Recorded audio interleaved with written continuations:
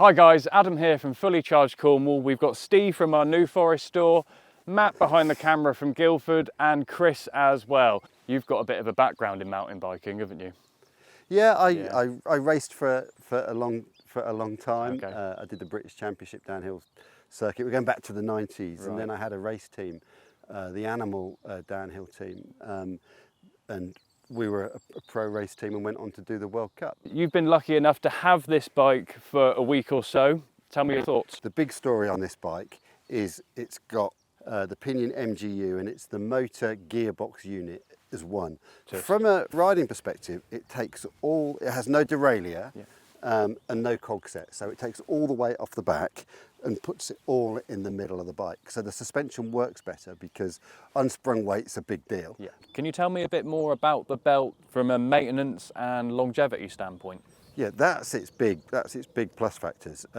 You only wash it with water. You don't put anything on it. You don't oil it. You don't do anything other than wash it off. I've had two really good riders. Actually, another Adam, one of the local rippers, he's been on it as well. And we had some amazing riding at Puddletown Forest and some of the downhill trails there. Normally, the widest range you've got on the game and the latest Shimano and SRAM gear sets is a 500% difference between the easiest gear and the hardest gear. Right, okay. This has got 600% difference. Wow. And it feels like the difference is in the easier gears. Okay. So it's almost like you've got two more climbing gears. Yeah. When you're in gear 1 to 4, it's 160 Newton meters of power. Yeah. Well, we certainly noticed it when we were out riding earlier on that steep hill climb that you volunteered for. But yeah, coming back to that motor gearbox of 12 gears, the motor inside has got three stages of synchro on the gears. There's 1 to 4, yeah. and then there's a clunk between the next gear, and then it goes 5 to 8, and then a clunk between. Okay. But the clunk is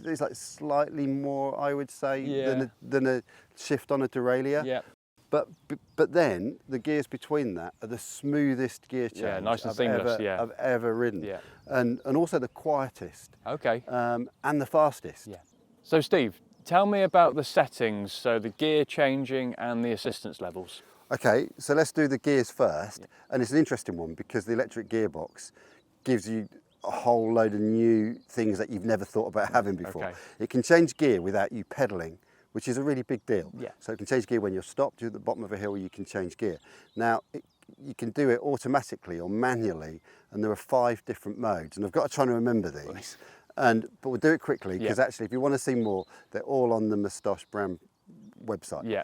So you've got manual shift, where it does you do everything yourself. You've got automatic shift, which you set a cadence, and it will keep you at the cadence, but it doesn't know what you've got coming up if you need to suddenly change gear. No, so it can't preempt it. But in Auto Plus, you can override it, which is great. Yeah. The really interesting one is pre-select, which when you're going down a hill, will get you in a gear. When you're coasting, freewheeling, it will get you, whatever speed you're doing, in the right gear for when you start pedaling. Nice. So that's really cool. Yeah, okay, so assistance levels then. Assistance levels, like most other systems, it's got 4 different levels. Okay. They're called Eco, Flow, Flex and Fly. Wow, in that order. How do you work the controls on this bike? So the gears, the assistance levels, I've seen that there's a button with F on it here.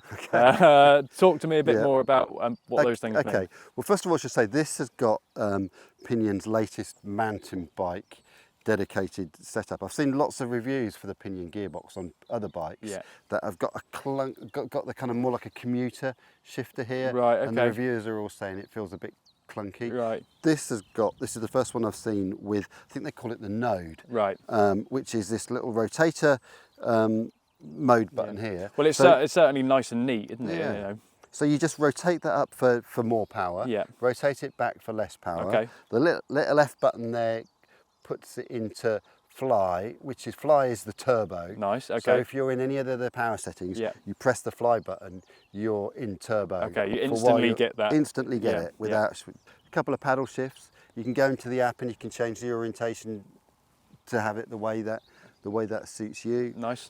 We've got a screen built into the top tube. Okay, yeah. Which has shows all the data of the bike, shows you your speed, your gear you're in, your power mode. Nice. And you can use the left and right buttons. Yeah. They also change your power modes. If you just press it, okay, left or right goes up or down the power modes. Right. And then a nice little, really neat function. If you just press the power button, it turns the rear light on. And well, I didn't even notice that. No, it's a really slick rear light built into the seat clamp.